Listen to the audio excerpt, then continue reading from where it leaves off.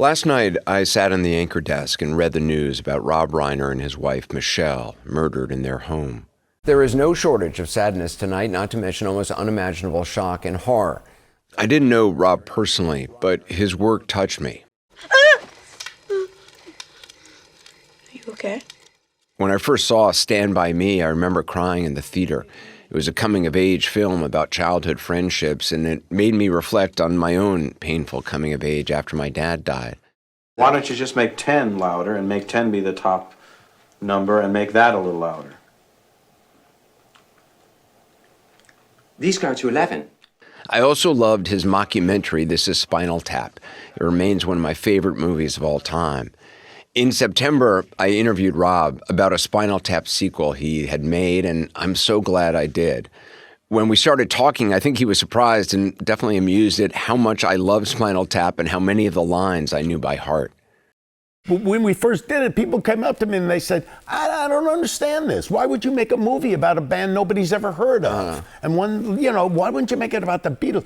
They thought it was a real band. I mean, they thought it was a real documentary. Anybody in the world who does this hand gesture, I mean, it's from Spinal Tap. Like, it's like the puppet show in Spinal Tap, and someone's just sitting there like this. You know everything from it. You know every line from the film, more than I do. I'm so glad I got to have that conversation with him, not just because he seemed to have a good time, but because at the end of it, I got to tell him directly just how much his work had meant to me. You have brought me so much joy through this and so much work that you've done. And also, I mean, you are also a very committed patriot and citizen of this country and concerned about this country. Yeah, I just think you're awesome. Oh, thank you so much. Yeah. Thanks for having me. Thanks for talking with me. Wow, it's my pleasure. Yeah, I hope I didn't just fall into the trap of just riffing, giving you like Spinal Tap lines. like a fanboy. Yeah, it's all right. I don't mind it. Okay. Rob Reiner, thank you so much. Thank you.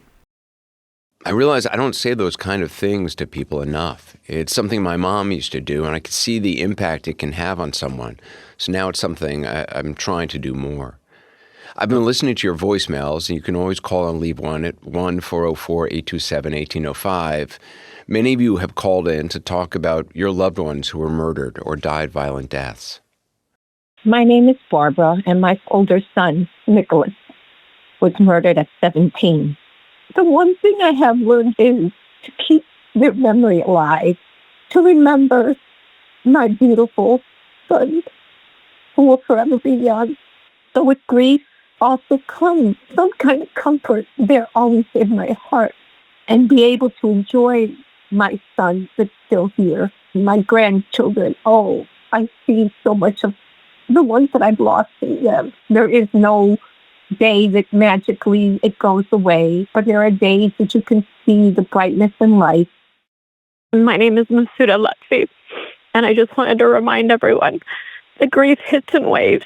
And sometimes it's on a random Monday afternoon, sitting here in front of the round table, picking up our Monday night pizza. We just have to sit with it and remind ourselves that grief and love go hand in hand. I lost my brother, Saeed Naweed Lutfi. He tried to stop a man with a gun on the freeway.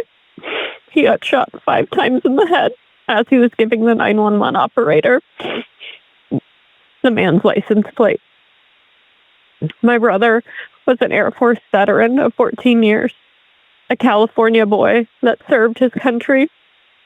Over a year later in the courtroom, I used 11 minutes to look my brother's murderer in the eye and tell him what a beautiful human being my brother was.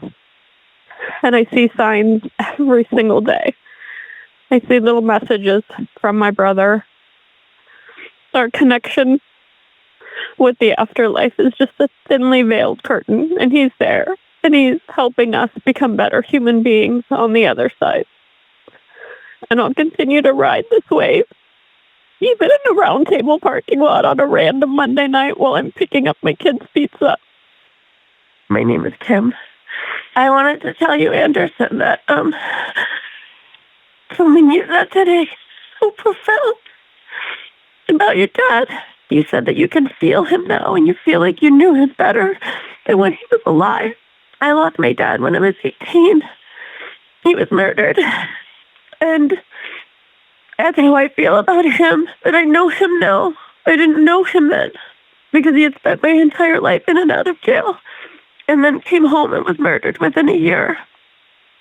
And I want to get to a place where you said you could feel him. I don't feel him. And I haven't in a very long time. So I realize now that I have to let this all pour out of me so that I can be happy. Because I think for so long I was afraid to be happy because it would mean that I didn't feel the true sadness of the weight of him being gone. My guest today has experienced that same kind of violent loss. Kelsey Grammer was 20 when his sister Karen was murdered. She was 18. We'll be right back with my conversation with Kelsey. My guest today is Kelsey Grammer. His sister Karen was murdered in 1975 when she was 18 years old. Kelsey was 20, and though he went on to star in hugely successful series like Cheers and Frasier, his sister's kidnapping and brutal slaying and the unresolved questions and emotions he's had surrounding it were never far from his mind. He finally set out to answer those questions, which he writes about in a recently published memoir, Karen, A Brother Remembers.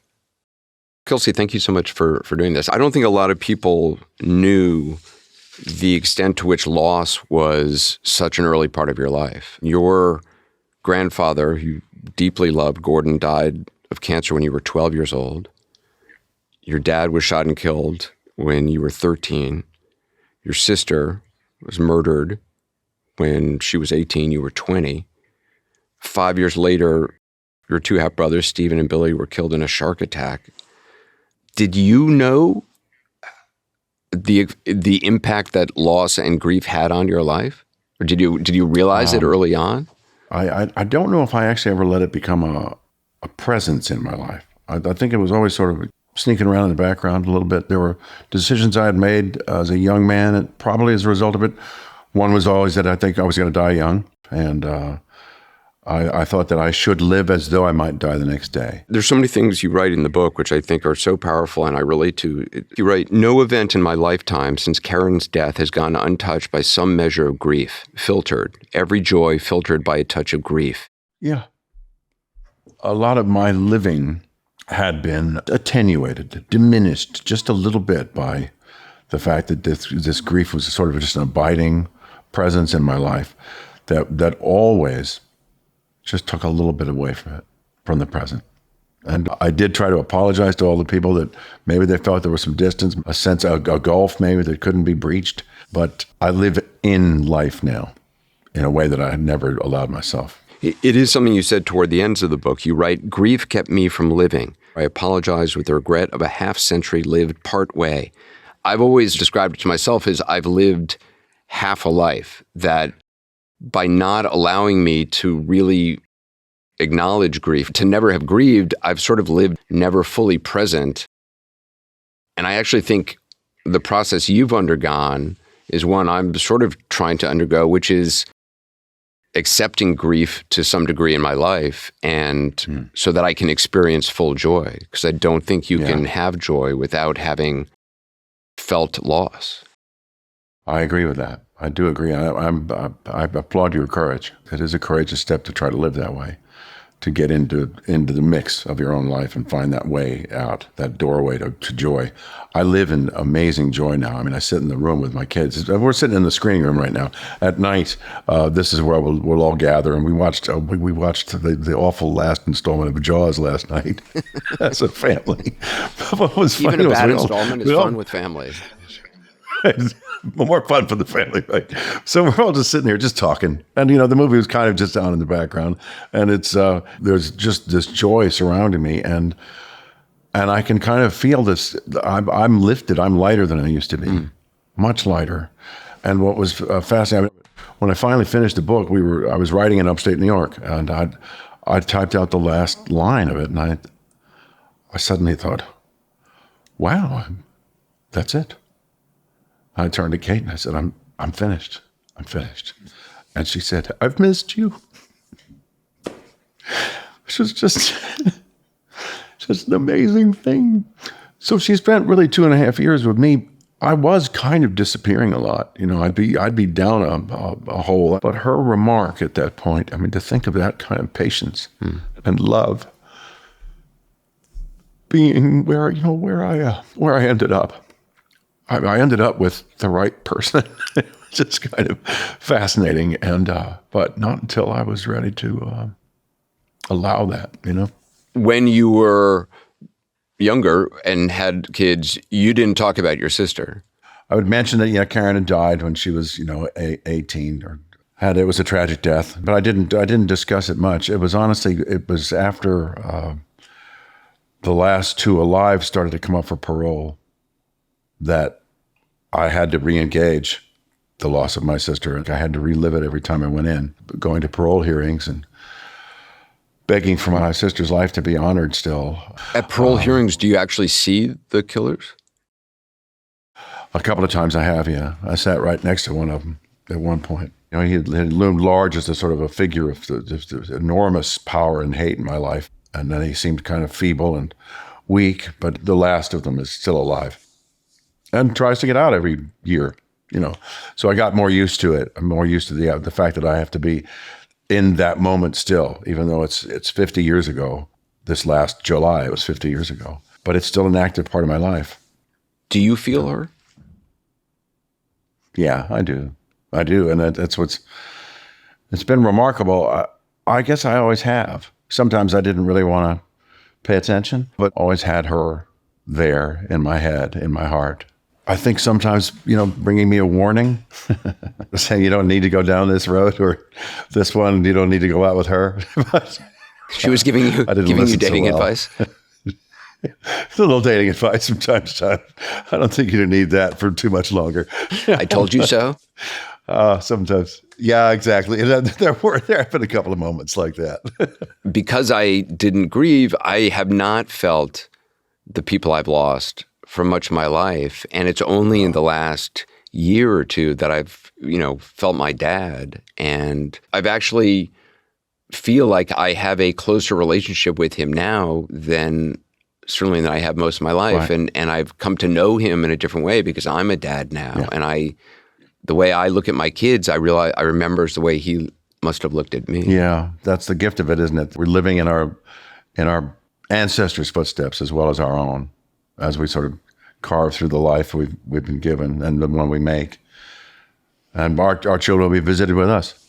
You've really noticed in your life the cycles that repeat in families and through the generations. I think there's something beautiful and there's something comforting about that, to realize like we are not the first to suffer whatever it is we are suffering, to go through what we are going through. Yeah, we are doing what's been done throughout history. We carry it with us, and we always will. It is part of the human thing. It's part of being here in this strange plane that we're on, and whatever it's meant to do, it's also meant to teach us grief. It was important for you to actually go back to Colorado and walk through her final day. That was something I'd always thought was important. I didn't know a lot of the intricacies of her last year of life, and I really wanted to become familiar with that. We weren't communicating so well back then. Of course, we didn't have cell phones, we didn't have all sorts of stuff, but we were discovering a lot of the same things at the same time, but weren't aware of it. We weren't communicating about it. And so my desire to go for this trip to be with her in her final days and in her final steps was just to be intimate with her again, to know her again like I knew her once before. This love that I had for my sister was some of the greatest meaningful connection with another human being that I've ever had. I mean, we lived and breathed like at the same pace, rise and swell. We lived everything together, and that last year we didn't. And she was off on her own, and I was off on my own. But she was coming home. I was going to see her in like 4 or 5 days, and we were really looking forward to being together again. You did something which I've thought about a lot. You got the police report for your sister. I've thought about getting the police report. My brother jumped off the balcony of our apartment building in front of my mom. And I've thought about getting the police report for a while, even though there's nothing really, certainly in my case, to learn from it. But you requested the police file, and they sent it to you. And they warned you Yeah. at the beginning of it about whether or not you should read it and Yeah. whether you really wanted to read it. Yeah, it was important. For me, it was just to be with Karen, to be with her in that last moment. How were you able to do that? It just seemed like I had to do it. It just seemed like I had to go. Kate came with me, and that was really helpful. And I also wanted to know what she was doing there. Did she have a nice life there? And she did. She had started to construct a life for herself there with this young man that she'd met. And John, I got to know John. Only through the police report did I find out John's name. So that was helpful. And so it was almost like I was sort of taking the trip with them. And it was heartbreaking at the same time and hard to read because, for a long time, Karen was just a Jane Doe, a girl whose body had been desecrated and who was left to die somewhere. Some of the things you discover in the police report were different than you had initially thought. Mm-hmm. She had managed to get to somebody's door to try to get help, mortally wounded. And you'd said, in my imaginings, the man who found Karen at his doorstep was a good Samaritan of sorts. I stand corrected and disappointed that man did not attempt to help her, but simply called the police after leaving her body as it lay, eyes vacant, staring at the sky, her legs still on the steps, her head on the ground, and a clenched fist above her head with an outstretched arm, smeared blood along a wall, a path of suffering, an enormous pool of blood, and from there, the uneasy steps of 100 yards, her last steps, then the final crawl of her life. It's really heartbreaking. Yeah, it was. That broke my heart when I read it. When I first realized that the trail of her blood, her hands, was at crawl level rather than standing height. The people that heard her scream and just went to bed. Didn't even look out the window. Yeah, and that house is right there still, right where it was, the same place where Karen was stabbed just across the street. And then she made her way, another 100 yards or so. Extraordinary that there was such callousness, non-caring. I don't know, I hesitate to even bring up, but you write about the last words that Karen heard, which you hadn't known until you read this police report. Yeah, tilt your head back. That was... Tilt your head back. That's what the killer said. Yeah. It's the last thing she heard. Extraordinary malevolence, evil. That discovery, it was beyond any horror I could have imagined. It did actually go beyond my imagination to a place that was real and that she had to deal with. It made me incredibly sad that that in her final seconds there was not kindness. Yeah. Yeah. Yeah, me too. Thank you, Anderson. I've had sort of diminishing resolve at times, or at least in and out to keep this guy in jail. And I actually read that part of the police report the day before he was up for parole again. And I was calling in to testify at that point from a job I was doing in the Caribbean. And I realized that this is what she heard from this man who says he didn't do anything. Yeah. So it ended up being ammunition, which was helpful.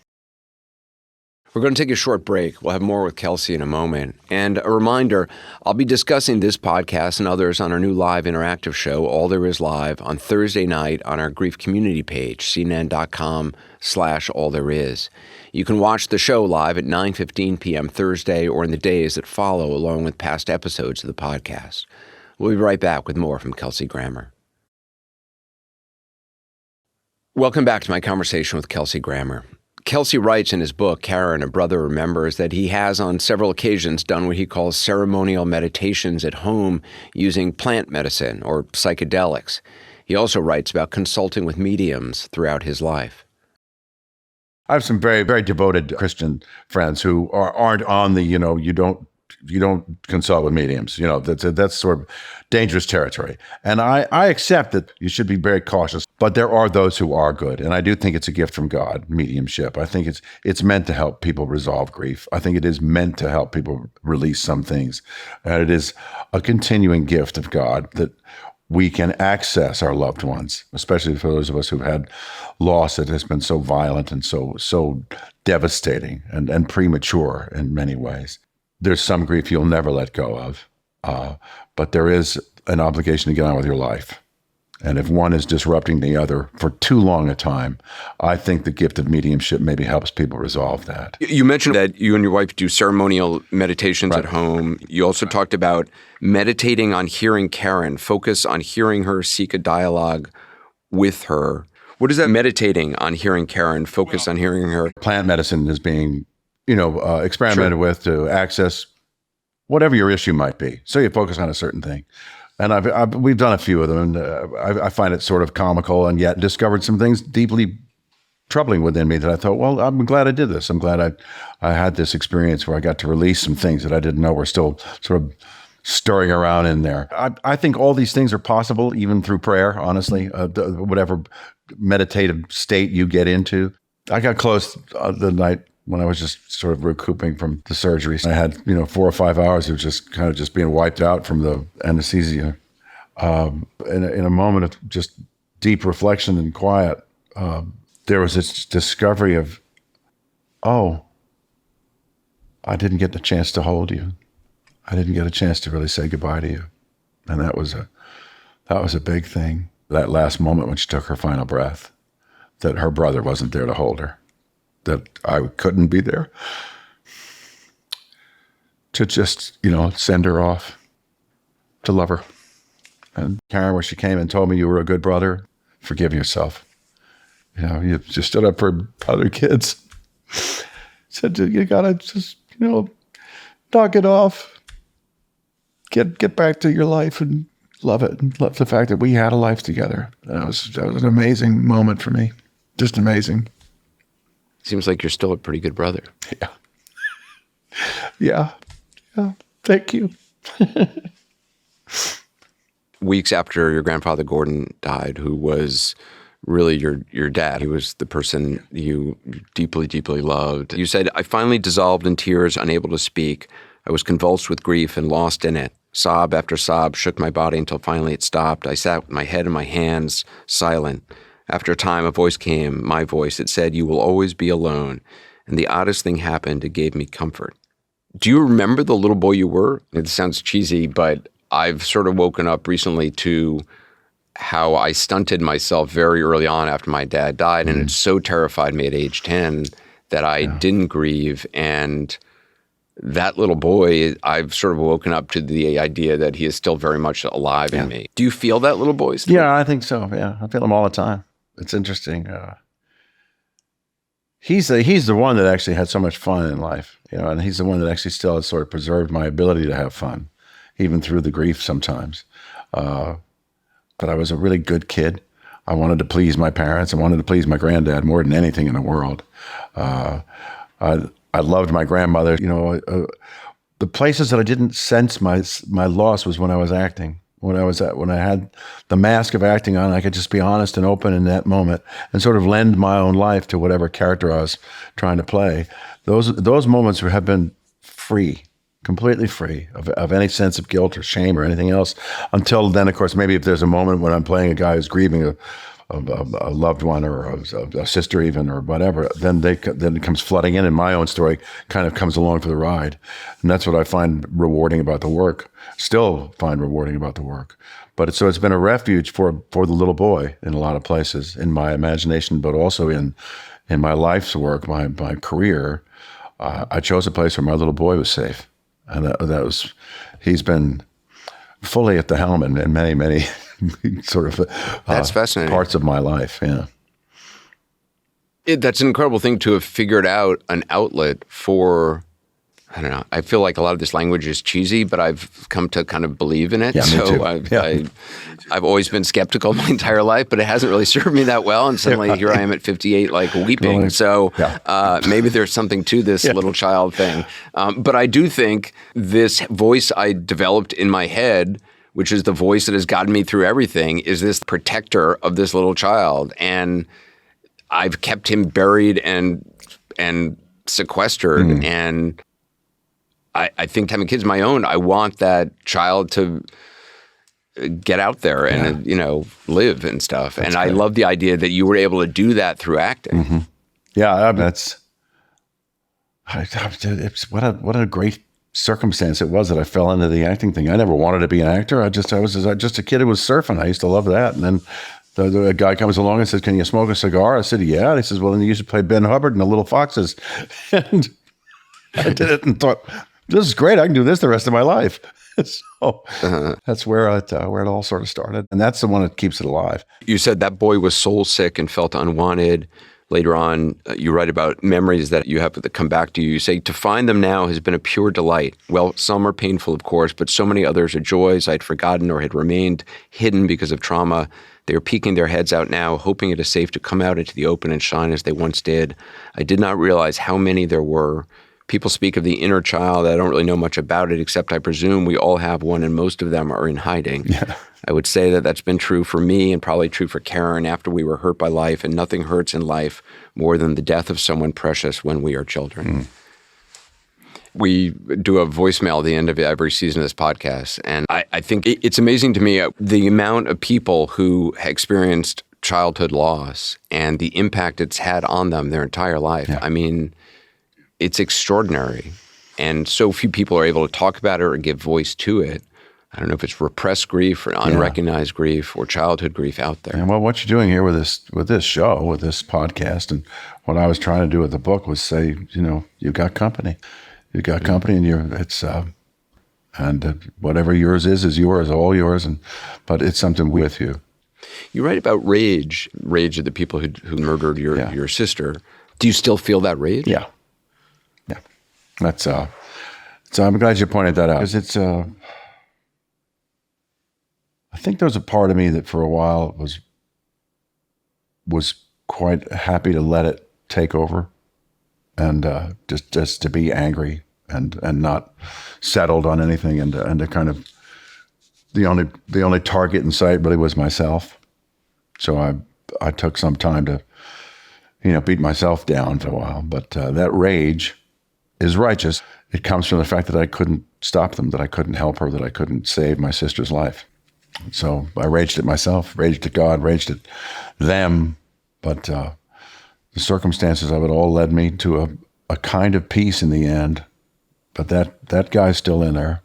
He's still around.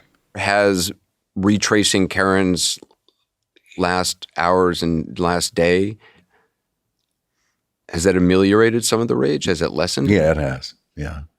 It's for a long time in this place where I couldn't forgive myself for what had happened to Karen. And of course, that probably made no real sense. It just had emotional sense, and it had emotional weight that felt true. And I think, maybe that has helped save me quite a bit. I certainly don't blame myself anymore, and I did for a while. You say in the book, "I'm sorry, Karen, that it's been so hard for me. This last image of you was impossible to shake for years and years. It haunted me in quiet moments and down dark streets, ambushing the joy of a cherry blossom day, crushing it without warning. And today, even to this very day, it has the power to make me shake with grief. But it will not be as I remember you, I promise." That was a big healing thing. The lingering image of Karen was always her corpse. And she didn't deserve that. That's why I apologized to her. Because she was such a glorious girl, such a wonderful girl. And to have allowed myself to remember her in any other way than that was, I did myself a disservice. And I didn't really honor her life that way. I honored them more, and they didn't deserve it. So we got there. And we did get there in the end. I mean, Karen is with me. And so how do you get there? We're both happy. You just got to go through the process. Find out what the truth is. The truth is her life is what identified her, not her death.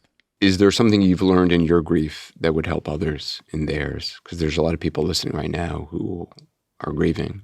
Yeah. And in all sorts of different ways. The only real gift I would hope my experience could offer would be to allow yourself to spend more time in the life they lived, in the good that you knew from them, in the joy that they brought you, in the smiles that you knew from them, and the happy accidents you shared, and to let them be remembered, to let them live again, to breathe again, to be in that life again, instead of the horror of their taking off. Thank you so much. I really appreciate you taking the time to do this. I really enjoyed it. Thank you. Thank you. Thank you for taking the time and for all you've known and lost and loved, obviously. And congratulations on your family and your children. Well, thanks. They're wonderful. Thanks. I wish you the best. Thanks, Anderson. Kelsey Grammer's new memoir is titled Karen, A Brother Remembers. This conversation is our final podcast episode of this year. We're going to take a break for the holidays, and we'll be back with all new episodes in January, starting with a conversation with singer and songwriter Patti Smith. There's no rules. And there shouldn't be any rules. I mean, people can, all of these phrases like time heals all wounds. It doesn't. Don't look to be healed. Look, it's like you have a sacred wound. Just, take care of it. Don't let it get infected. But it's not necessarily going to heal. You just learn to live with it. There's no rules in grief. No, I don't think there should be. This week is also the final episode of the year for our new weekly companion show, All There Is Live. It'll be back in the new year. The last episode is this Thursday night, 9:15 p.m. You can watch it live at cnn.com/allthereis, and you can join in the conversation by sending us voicemails and comments in our comments section. Also, you can record a video for us on whatever topic you'd like, and just email it to us at allthereis@cnn.com. I hope you join us Thursday for the live show, 9:15 p.m. at cnn.com/allthereis. Wherever you are in the world and in your grief, thanks for being here. I'm glad we're together.